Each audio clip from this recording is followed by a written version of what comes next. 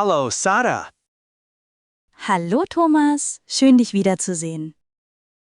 Schön, dich auch zu sehen. Und natürlich herzlich willkommen an alle, die heute wieder mit uns Deutsch lernen. Ja, willkommen zurück bei unserer 30 Tage Deutsch Shadowing Challenge.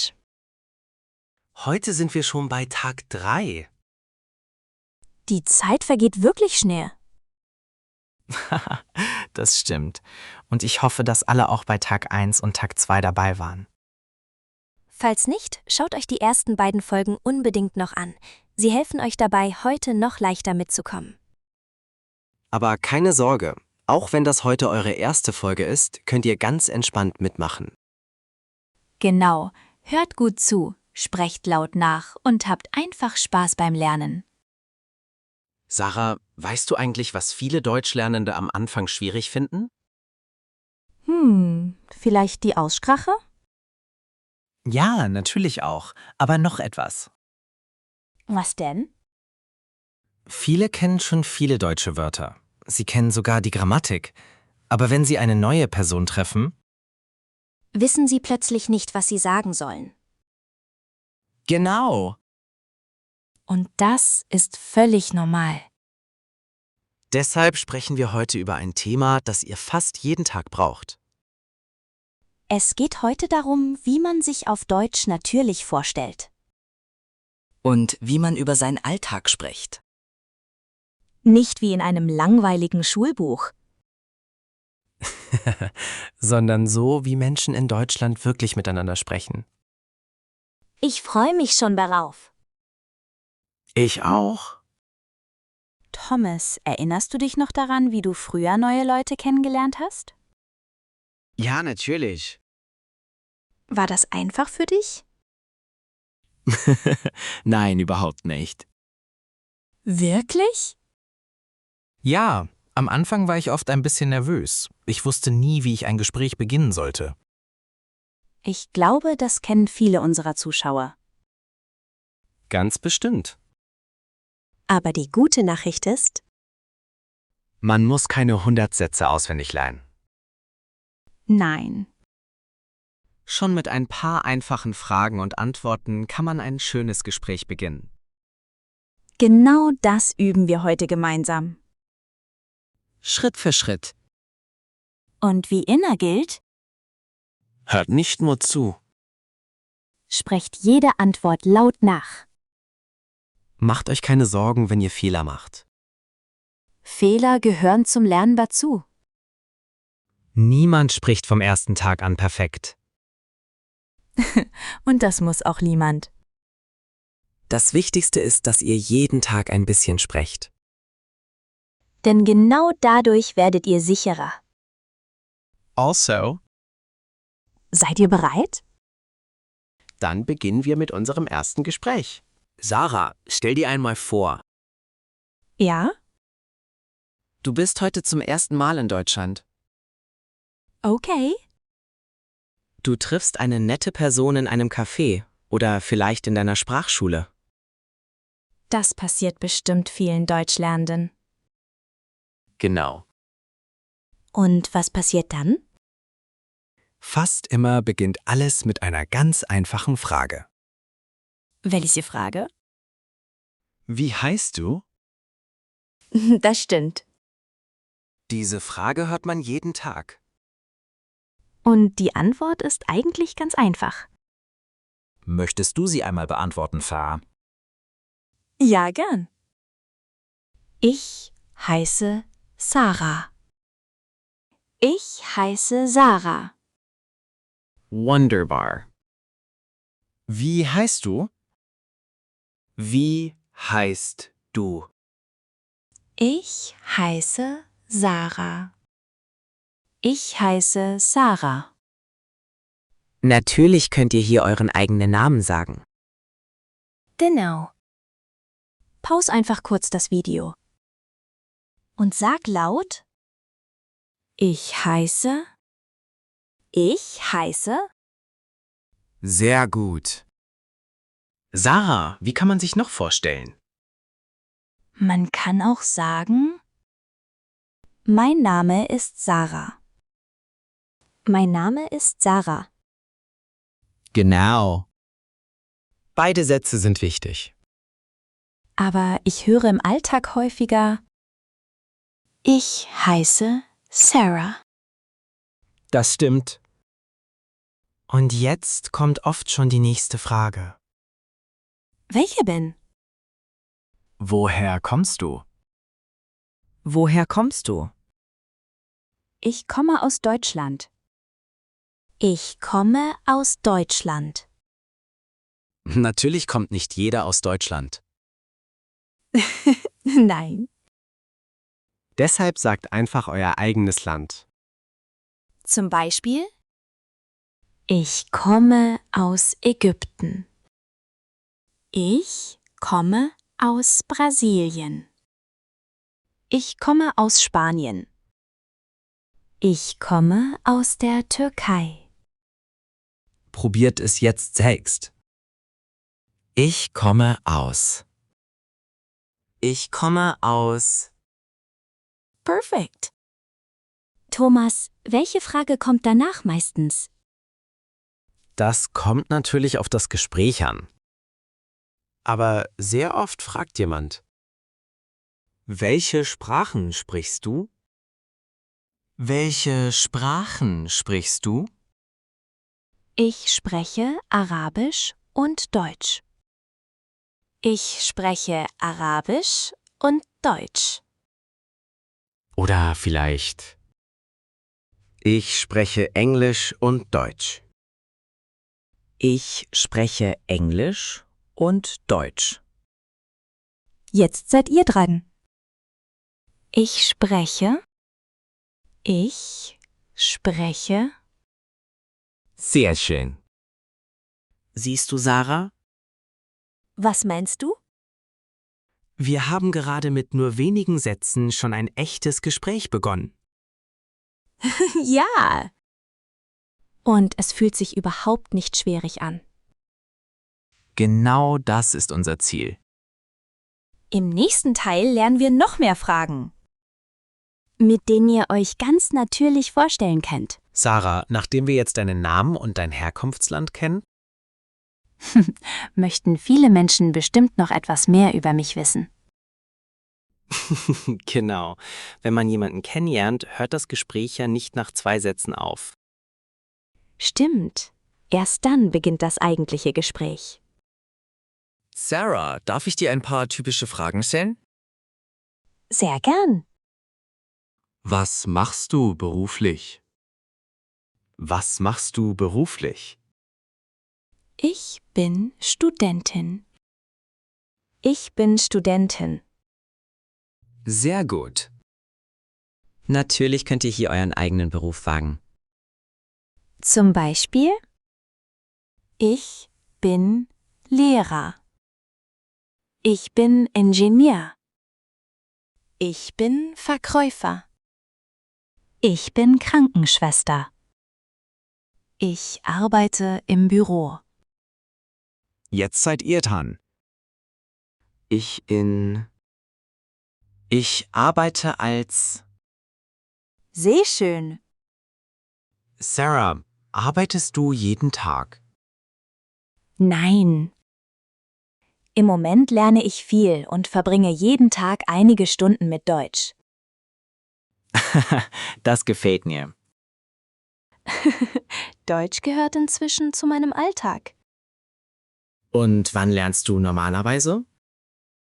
Meistens morgens. Dann bin ich konzentrierter. Das geht vielen Menschen so.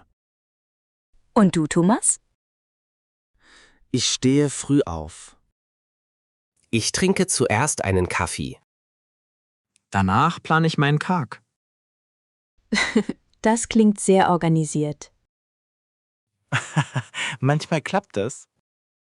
Haha, und manchmal überhaupt nicht. Das kenne ich. Genau deshalb ist Deutschlernen so interessant. Wir sprechen nicht nur über Wörter, Sondern über das echte Leben. Und genau so lernt unser Gehirn neue Sätze viel leichter. Jetzt machen wir eine kleine Shadowing-Runde. Ich stehe früh auf. Ich stehe früh auf. Ich trinke zuerst einen Kaffee. Ich trinke zuerst einen Kaffee. Danach plane ich meinen Tag. Danach plane ich meinen Tag. Ich lerne jeden Morgen Deutsch. Ich lerne jeden Morgen Deutsch. Ich arbeite am Nachmittag. Ich arbeite am Nachmittag. Am Abend treffe ich Freunde. Am Abend treffe ich Freunde. Wunderbar. Habt ihr bemerkt? Oh, komplizierte Grammatik. Konnten wir schon über unseren ganzen Tag sprechen? Genau. Oft glauben Deutschlernende, dass sie erst sehr viel Grammatik lernen müssen. Aber das stimmt nicht. Mit einfachen Sätzen könnt ihr schon interessante Gespräche führen. Und genau das trainieren wir hier gemeinsam. Im nächsten Teil sprechen wir noch natürlicher miteinander. Fast wie zwei gute Freunde bei einer Tasse Kaffee. Und dabei lernt ihr viele neue Redewendungen, die Deutsche jeden Tag benutzen. Also bleibt dran. Sarah, ich finde es immer spannend zu hören, wie andere Menschen ihren Tag verbringen. Wirklich? Ja, jeder Mensch hat einen anderen Alltag. Das stimmt. Manche stehen sehr früh auf. Und andere schlafen lieber etwas länger. Zu welcher Gruppe gehörst du? Ehrlich gesagt? Ich brauche morgens ein paar Minuten, bis ich richtig wach bin. Das geht mir manchmal genauso. Thomas, was machst du eigentlich als erstes? Als erstes öffne ich das Fenster. Ich mag frische Luft am Morgen. Das klingt nach einem guten Start in den Tag. Danach mache ich mir einen Kaffee. Ich wusste es. Ohne Kaffee geht bei dir gar nichts. Vielleicht hast du recht. Und was machst du morgens? Ich frühstücke zuerst. Ich esse meistens Brot oder Müsli. Hörst du dabei Musik? Manchmal. Aber oft höre ich lieber einen Podcast. Das ist eine gute Idee. Podcasts helfen wirklich beim Sprachenlernen. Genau deshalb hören uns heute so viele Menschen zu. Hoffentlich begleitet unsere Stimme viele Zuschauer jeden Morgen. Vielleicht beim Frühstück. Im Bus. Oder auf dem Weg zur Arbeit. Das wäre wirklich schön. Thomas, arbeitest du lieber morgens oder abends? Ganz klar morgens. Am Morgen habe ich die meisten Ideen. Bei mir ist es genau umgekehrt. Am Abend bin ich oft kreativer. Das zeigt, dass jeder Mensch anders ist. Und genau deshalb gibt es keinen perfekten Tagesablauf. Wichtig ist nur, dass man eine Routine findet, die zu einem passt. Das gilt übrigens auch für das Deutschlernen. Wie meinst du das? Manche lernen lieber morgens. Andere lernen nach der Arbeit. Und manche lernen nur 10 Minuten am Tag. Aber diese 10 Minuten können einen großen Unterschied machen. Genau. Es geht nicht darum, jeden Tag stundenlang zu lernen. Viel wichtiger ist, regelmäßig zu üben. Und deshalb machen wir diese Challenge gemeinsam. Jeden Tag ein kleines Stück. Ohne Stress. Ohne Druck. Dafür mit Spaß. Jetzt fassen wir die wichtigsten Sätze zusammen. Ich öffne morgens das Fenster. Ich öffne morgens das Fenster. Ich frühstücke zuerst. Ich frühstücke zuerst. Danach trinke ich einen Kaffee. Danach trinke ich einen Kaffee. Ich höre gern Podcasts. Ich höre gern Podcasts. Ich arbeite lieber morgens. Ich arbeite lieber morgens. Ich lerne jeden Tag ein bisschen Deutsch. Ich lerne jeden Tag ein bisschen Deutsch. Perfekt. Im nächsten Teil sprechen wir über unsere Freizeit. Dort lernt ihr viele neue Ausdrücke, mit denen ihr ganz natürlich über eure Hobbys und Interessen sprechen könnt. Sarah, nach einem langen Tag braucht jeder Mensch ein bisschen Freizeit. Oh ja, das stimmt. Freizeit ist wirklich nichtig. Was machst du denn am liebsten nach der Arbeit oder nach dem Lernen? Das kommt darauf an. Manchmal lese ich ein gutes Buch. Manchmal gehe ich spazieren. Und manchmal treffe ich einfach Freunde. Das klingt nach einer schönen Mischung. Ich werde schnell langweilig, wenn ich jeden Tag dasselbe mache. Das kann ich gut verstehen. Ich verbringe meine Freizeit auch gern draußen. Wirklich? Ja, Besonders wenn das Wetter schön ist. Ich gehe gern im Park spazieren. Das klingt sehr entspannend. Es hilft mir, den Kopf frei zu bekommen. Hörst du dabei Musik? Manchmal. Aber oft genieße ich einfach die Ruhe. Das finde ich schön. Heute sind wir fast immer von Handys und Nachrichten umgeben. Deshalb tut ein bisschen Ruhe richtig gut. Da stimme ich dir vollkommen zu. Thomas, hast du eigentlich ein Hobby, das viele Menschen nicht von ihr erwarten würden? Gute Frage. Ich fotografiere sehr gern. Wirklich? Das hätte ich nicht gedacht. Ja. Besonders Landschaften. Oder kleine Cafés. Vielleicht machen wir irgendwann einmal Fotos in einem deutschen Café. Warum nicht? Und ihr? Was macht ihr in eurer Freizeit? Lest ihr gern Bücher? Schaut ihr Filme? Macht ihr Sport? Oder lernt ihr einfach gern Sprachen? Denkt kurz darüber nach. Vielleicht könnt ihr die Antwort sogar schon auf Deutsch sagen. Versucht es einfach. Niemand muss perfekt sprechen. Genau dafür üben wir jeden Tag zusammen. Und jetzt machen wir eine neue Shadowing-Runde. ich lese gern Bücher. Ich lese gern Bücher. Ich gehe gern spazieren. Ich gehe gern spazieren. Ich treffe gern Freunde. Ich treffe gern Freunde. Ich höre gern Musik. Ich höre gern Musik. Ich fotografiere gern. Ich fotografiere gern. Ich verbringe gern Zeit mit meiner Familie. Ich verbringe gern Zeit mit meiner Familie. Am Wochenende entspanne ich mich. Am Wochenende entspanne ich mich.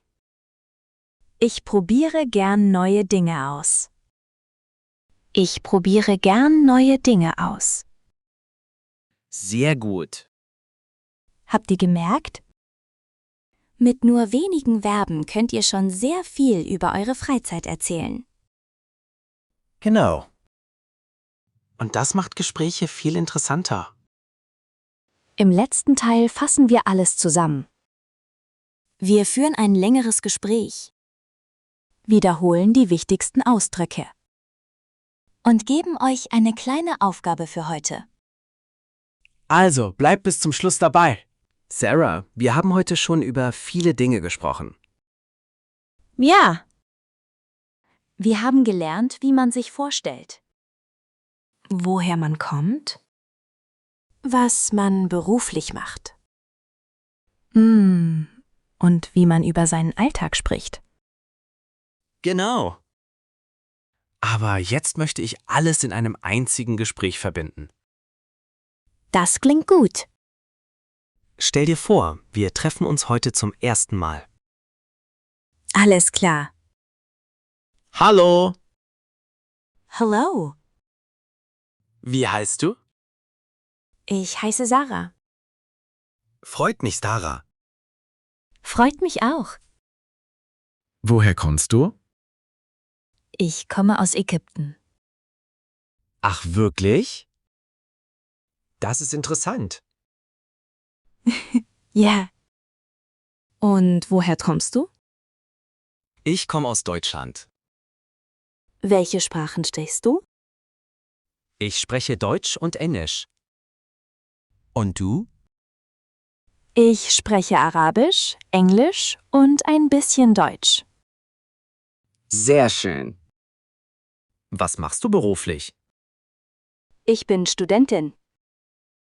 Im Moment lerne ich jeden Tag Deutsch. Das hört man. Danke. Was machst du gern in deiner Freizeit? Ich lese gern Bücher. Ich höre Podcasts. Und ich gehe gern spazieren. Das gefällt mir. Ich verbringe meine Freizeit auch gern draußen. Hast du ein Lieblingshobby? Ja. Ich fotografiere sehr gern. Das klingt interessant. Vielleicht zeige ich dir irgendwann meine Fotos. Sehr gern. Siehst du? So einfach kann ein erstes Gespräch sein. Genau. Ihr braucht keine komplizierten Sätze. Einfache Antworten reichen völlig aus. Jetzt wiederholen wir die wichtigsten Sätze noch einmal. Ich heiße.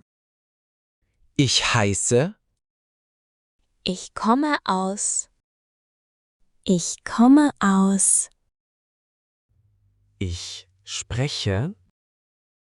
Ich spreche. Ich bin. Ich bin. Ich arbeite als. Ich arbeite als. Ich lerne Deutsch. Ich lerne Deutsch. Ich lese gern Bücher. Ich lese gern Bücher. Ich höre gern Podcasts. Ich höre gern Podcasts. Ich gehe gern spazieren. Ich gehe gern spazieren. Wunderbar. Jetzt kennt ihr viele Sätze, die ihr sofort im Alltag verwenden könnt. Im nächsten und letzten Teil machen wir noch eine flüssige Shadowing-Runde. Und am Ende bekommt ihr eure Aufgabe für heute. Sarah, ich finde, heute haben wir schon ein richtig schönes Gespräch geführt. Ja, das finde ich auch. Und das Beste ist, alles war ganz natürlich. Genau. Viele Menschen glauben, dass man für ein gutes Gespräch tausende Wörter kennen muss. Aber das stimmt überhaupt nicht. Oft reichen schon einfache Sätze. Wichtig ist nur, dass man spricht. Und keine Angst vor Fehlern hat. Sarah, stell dir vor. Du lernst jemanden auf einer Party kennen. Okay.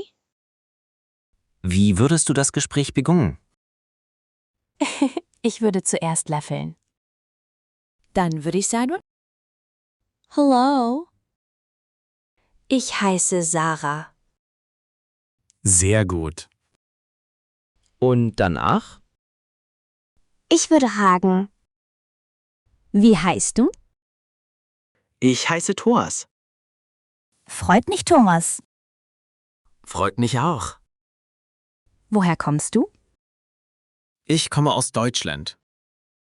Interesting. Was machst du beruflich? Ich arbeite als Lehrer. Das passt gut zu dir. Danke. Und was machst du gern in deiner Freizeit? Ich lese gern. Ich gehe spazieren. Und ich lerne gern neue Sprachen. Das gefällt mir. Siehst du? Schon nach wenigen Minuten kennen wir viele Dinge voneinander. Genau so entstehen echte Gespräche. Jetzt kommt unsere letzte Shadowing-Runde. Hallo. Hello. Ich heiße Thomas. Ich heiße Sarah. Freut mich. Freut mich auch. Woher kommst du? Ich komme aus Ägypten. Was machst du beruflich? Ich bin Studentin. Was machst du gern in deiner Freizeit? Ich lese gern Bücher. Sehr schön. Danke. Perfekt. Jetzt seid ihr bereit für den letzten Teil. Dort wiederholen wir alles noch einmal. Und geben euch eure Challenge für heute. Herzlichen Glückwunsch. Ihr habt Tag 3 geschafft. Heute habt ihr nicht nur neue Wörter gelernt.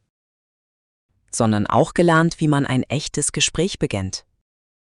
Ihr könnt euch jetzt vorstellen, über euren Alltag sprechen und über eure Freizeit erzählen. Und das ist ein großer Schritt. Denkt immer daran. Niemand spricht vom ersten Tag an perfekt. Aber jeder kann jeden Tag ein bisschen besser werden. Genau deshalb machen wir diese Challenge gemeinsam. Bevor wir uns verabschieden, Haben wir noch eine kleine Aufgabe für euch. Eure Challenge für heute ist ganz einfach. Stellt euch auf Deutsch vor. Erzählt etwas über euren Alltag.